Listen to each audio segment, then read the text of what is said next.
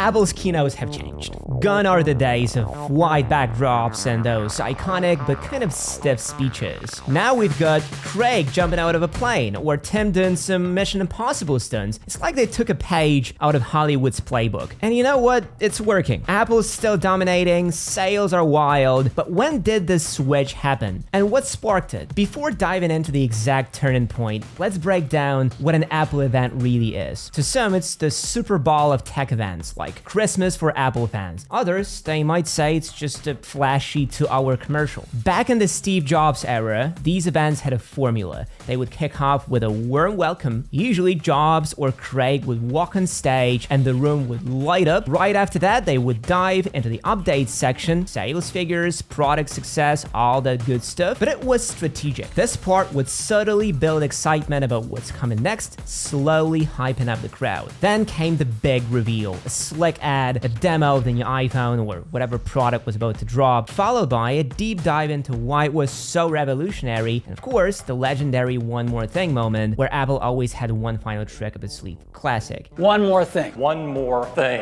One more thing. One more thing. One more thing. FaceTime video calling. Apple Watch. MacBook Air. Apple Music. Apple Vision Pro. It's one of the most amazing things we've ever created.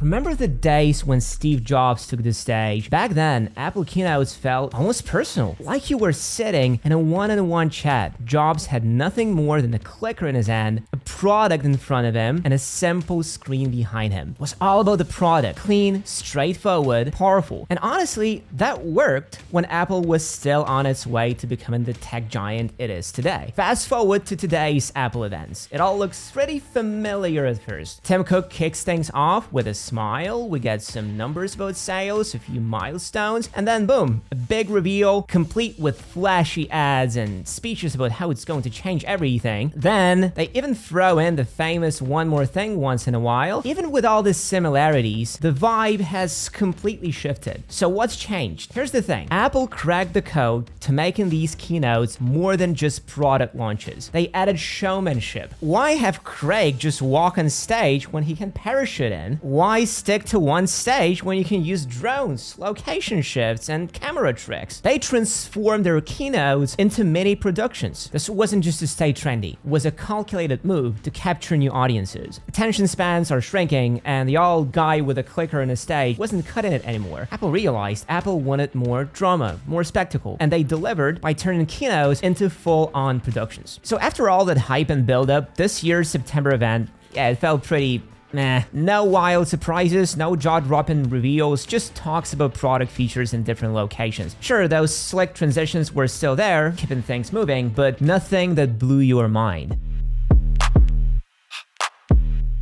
Apple's really mastered the art of turning their product reveals into cinematic experiences, right? It's no longer just about the specs or the tech, it's about the feeling they create. I mean, sure, we all remember iconic moments like pulling the MacBook Air out of that tiny envelope, or Jobs repeating phone, a music player, an internet communicator during the iPhone reveal. Those were legendary. But now, it's like they've leveled up the whole thing. The production value in their recent events is on another level. And it's not just for show, it's about reinforcing that image of prestige. Apple's way of saying, we don't just make products, we create experiences. It's that extra polish that keeps the brand feeling premium, like they're always one step ahead. Now, the product reveal videos, that's where Apple shines. Those are like mini movies. I mean, the way they show the new Apple Watch with that liquid metal effect, chef's kiss. It took me right back to the iPhone 5S launch vibes and the X-ray style teardown of the iPhone 16 Pro. That's going to be one of the coolest reveals I've seen in a while. If you've got your eye on the new iPhones, you probably already know the next step, getting some top tier accessories to match. And right on time, today's sponsor is ESR, with its lineup of chargers. When I charge my iPhone, I want the charger to be the best on the market, and that's why I'm using this ESR 3-in-1 MagSafe charger. It fully charges my iPhone iPhone 15 Pro Max in just 2.5 hours, which is at least 30 minutes less than other Qi 2 chargers. The charger also has a cryo boost cooling system, which keeps the phone cool throughout the charging, which helps preserve battery life. At the same time, this charger also can charge my AirPods, and my Apple Watch can charge the Apple Watch Ultra up to 100% in a little over 90 minutes, which is up to 4 times faster than other chargers. This Apple Watch charger is detachable, so if I don't need it, I just take it off and take it with me on a trip. Then I plug it into my MacBook and charge the watch that way. What I especially like about this charger is that it has a sibling that's perfect for your car. It's just as fast at charging the phone as the 3-in-1 charger and has the same cryo boost system. It can be mounted both on an air vent or onto the dashboard, which is super versatile. At the same time, the magnets here are even stronger, which is extremely important for car mounts. These two chargers are honestly a must-have. They make charging so much easier. With ESR, the iPhone charges faster and stays cooler. I'm definitely holding on to mine. Check out ESR MagSafe chargers yourself. I will leave a link in the description. So having multiple presenters at Apple events does more than just mix things up. It sends a clear message. Apple isn't a one-man show. It's a whole team of talented people, each playing a unique role. Now, sure, we might not connect with every presenter on a personal level, but the variety lets us see a bit of ourselves in them. It adds that relatability factor. You're not just watching a tech demo, you're seeing people from all walks of life, all united by their passion for creating with Apple products. And honestly, that's marketing gold. It's like they're saying, hey, this could be you. And when you think about all those ads, artists, creators, everyday folks, they're all shown doing amazing things with Apple tech. The message is loud and clear. Apple is for everyone, and there is a place for you in that story.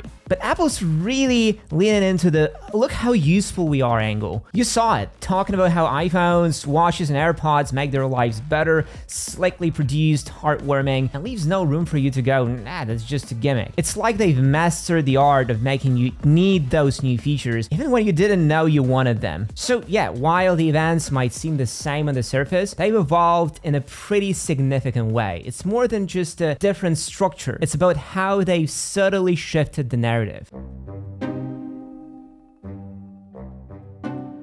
Let's talk about humor for a second. It's wild how much has changed, right? Back in the day, especially around the early 2010s, humor was basically non-existent in Apple events. Like, sure, Steve Jobs might have thrown in a light joke here and there, but he didn't need humor to keep people hooked. The whole vibe of the event was already super exciting, thanks to Jobs' charisma and the mind-blowing products being shown off. It felt serious, almost like you were watching something made for investors and tech geeks, not everyday people. But honestly, those events had a different focus. They were all about the devices themselves. You get a deep dive into how each feature worked, why it mattered, and how it was going to change your life. It was pure tech, no frills, just raw innovation. The stuff that put Apple on the map. Fast forward to today, and it's a whole different story. All right, let's dive right in. Now, Apple events are loaded with fun moments. You've got slick transitions, funny ads, and even some straight-up jokes. The whole thing feels way more relaxed, like Apple's trying to bring you into the fold and not just show off. You're not just watching, they want you to feel like you're part of the event. And that shift, it all ties back to Apple's new game plan, selling even more. Apple's always been amazing at marketing, but now it's another level. Every word, every ad, every little detail, it's all designed to sell. It's not just here's what's new, it's here's why you need this in your life, like yesterday. And it's planned, engineered, and scripted to hit those emotional beats. Now you might be thinking, wasn't Apple always about selling, even during Steve's time? And yeah, you're right, but back then it was way more subtle. The devices spoke louder than the marketing. Now the marketing is the event. It's less about what the device does and more about how it's presented, how it makes you feel, and how it fits into your life. Apple's gone from being just a tech company to being a full-on lifestyle brand, and you see that shift in every keynote.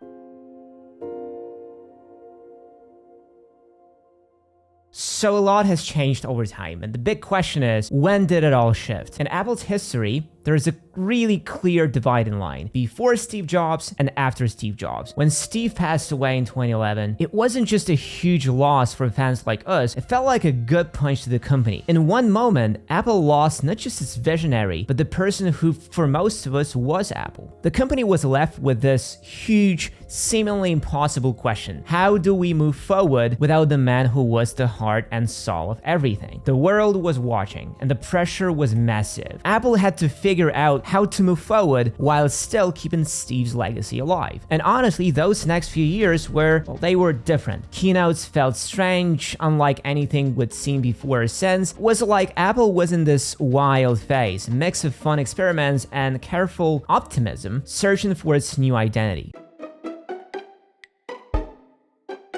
WWDC 2014, one of the strangest and most hilarious Apple events ever. You know how Apple events usually start, right? Motivational video, check. Inspirational stories, check. A bit of humor sprinkled in, sure, why not? So at first, everything seemed pretty standard. But then, Craig Federighi walks on stage, and that's when things got wild. Now, Craig, he's the funny guy at Apple. Every workplace has one, the guy who's always cracking jokes, super positive, you know the type. And it's a huge contrast to Tim Cook, who's more serious, reserved, and straight to the point. So throughout the event, felt like a roller coaster of tone shifts every time these two swapped places. Craig started unveiling feature after feature, and with each one, he'd drop a joke. And not just any jokes. Crack product marketing team. This is where we got the infamous crack marketing team line for the very first time, along with some other, let's say, eyebrow-raising jokes that maybe wouldn't fly today. Let me put it this way. In just under a minute, I counted 2 jokes about substances, one about bull testicles, and one about, well, let's call it white trash. It was like rapid fire. Now, I'm not gonna break down the crack marketing team joke for you. We're all adults here, right? But what's crazy is Craig liked it so much that it became a regular part of almost every event since. Fast forward to 2021. Crack marketing team. Yep, still there. And in WWDC 2024, Crack marketing team. you bet it made a comeback, along with one more high joke for a good measure. They really don't make Apple keynotes like they used to.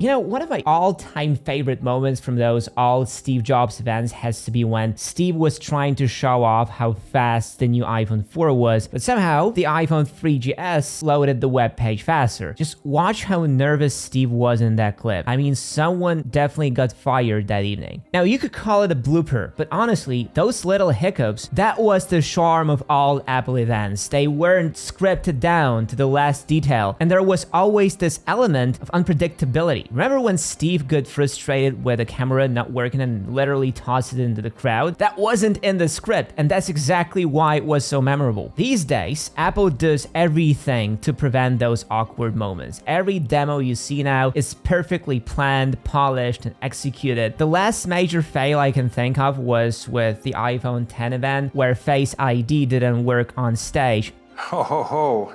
Since then, feels like they've been on a mission to make sure nothing ever goes wrong again. It's safe, but does it have the same magic? I think they need to bring back some of that unpredictability. Sure, live demos can be risky for the brand image, but they make the event feel real. Like, you might not remember the last Google event, but I bet you remember the time the app just wouldn't work during their demo. Check my calendar and see if I'm free when she's coming to San Francisco this year. Let's see if the demo spirits are with us today. Nope. Uh-oh. Looks like they're not with us. Those whoops moments stick with you, and they are what made Apple keynotes fun and unforgettable. Take the latest event, for example. Everything was so perfect, nothing went wrong, no real-life demo that had the potential to fail. It's great for showing Apple's reliability, but at the same time, it felt too polished. Especially considering half the features won't even be available at launch, like Apple Intelligence. Since June, we've been hearing about how great it is, and betas of iOS give us a glimpse into that, but standing on stage and saying stuff like available soon is not what we wanted. This pre-planning of the events went so far that there was not a single flaw, like there was last year with the iPhone 15 losing its dynamic island in one shot. This year, everything was spotless and perfect.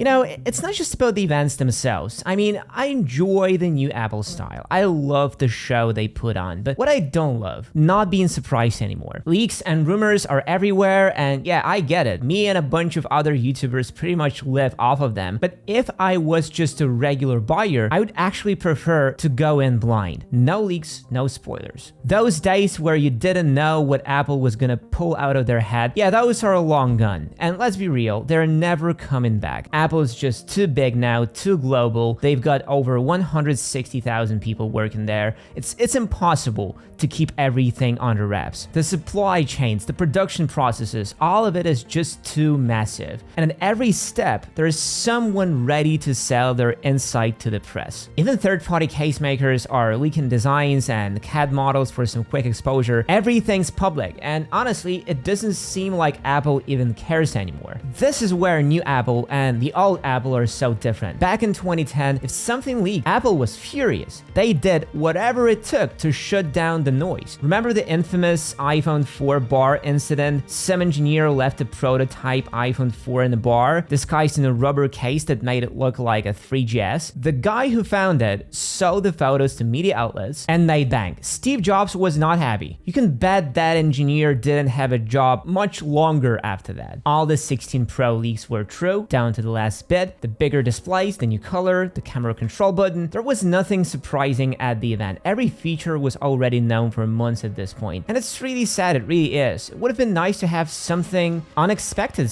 one more thing. The fact that we even get the leaks make every new iPhone seem less of an upgrade. The 16 Pro might not be that different from the 15 Pro, but just because we knew everything about it beforehand made every change seem even less important. Bigger screen, awesome. More battery, yeah, but since we already knew all that months ago, just didn't hit the same. You're like, cool, bigger phone, but it doesn't feel like a huge leap forward. And the leaks also had us hyped for things that didn't happen, like the AirPods. We thought we'd get updated AirPods Max, but all they did was slap on a USB-C port, no better noise cancellation. It's like, well, come on. Same goes for the Watch 10. Rumors were hyping up a total redesign, something epic for the 10th anniversary, but what did we get? Basically the same watch, slightly bigger screen, and a new jet black color. Remember the iPhone 7 in 2016? Yeah, that black. It's like leaks raised the bar, and then the event just doesn't quite reach it. But are these leaks we see today really leaks? Or is this all part of some genius marketing strategy by Apple? No one seems to care during the actual events. Everyone just rolls with it. I guess we'll never know.